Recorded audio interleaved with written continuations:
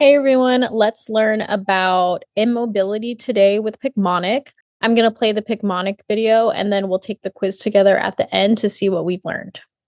You'll never forget immobility if you picture the immobilized guy escaping from a jail overrun with organs.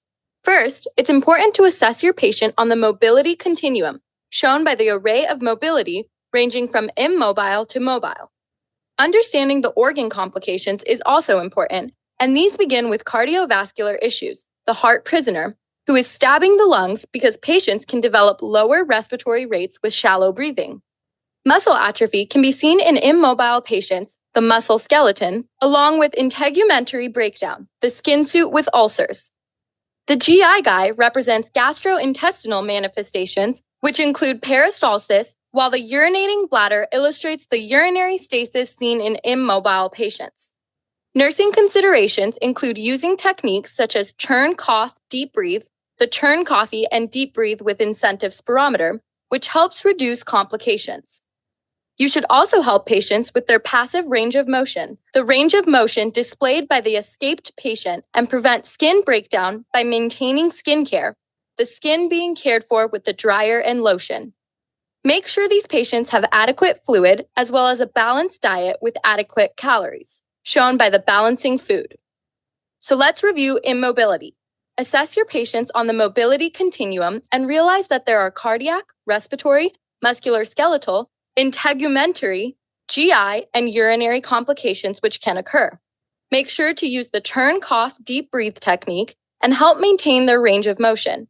Maintain skincare while helping them maintain fluid and balanced diet intake. All right, let's start the quiz, see what we've learned. Okay, and you can see there are 12 questions here. So let's go through some of them. Which of the following is most likely indicated in a patient with immobility? Okay, and then here I remember the nursing interventions, what we can do. So out of all these,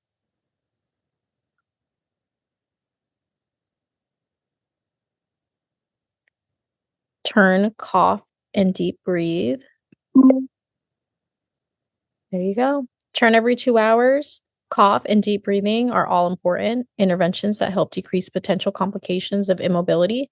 Use pillows to assist the patient in repositioning and educate the patient on proper use of an incentive spirometer, which allows for lung expansion.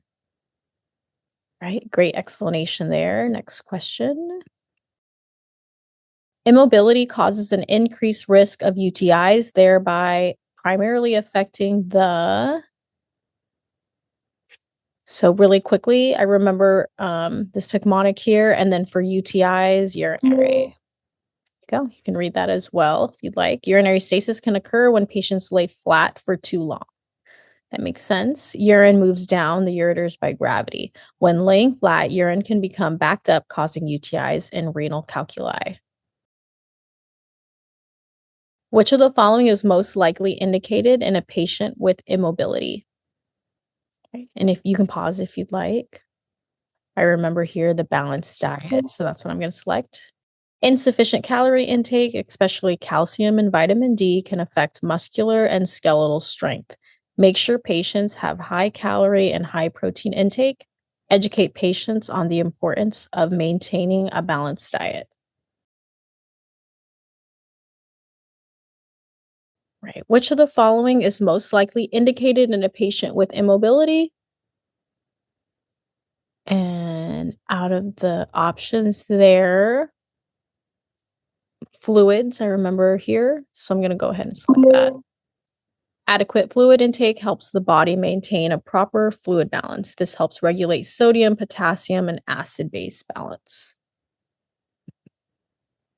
Okay, which of the following is an important aspect of caring for a patient with immobility?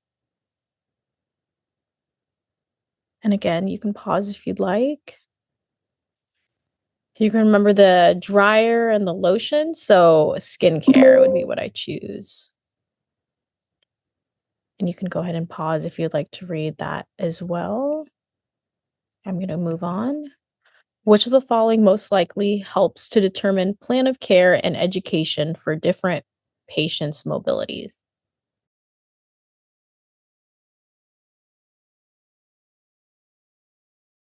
Okay.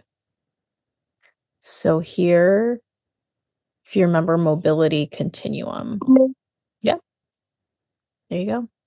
Every patient can be placed on a mobility continuum. The continuum ranges from being mobile and independent on one end and immobile or bed rest on the other. Knowing where the patient falls on the continuum helps the nurse determine plan of care and education. Okay. Immobility causes a decrease in circulating fluid and a decrease in autonomic response, thereby primarily affecting the blank system. So for circulating fluid, and I remember this Picmonic there, the heart stabbing the lungs, I'm going to go with cardiovascular. There you go.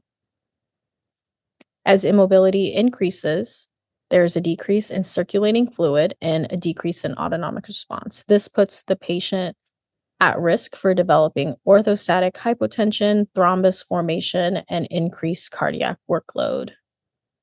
So, just so you know, there are 5 more questions left on this Picmonic quiz for immobility. A lot of great info there by Picmonic. If you'd like to check out more, click the link below and test yourself with our spaced repetition quizzes. Thank you so much for watching with us today and for learning with us today. Bye.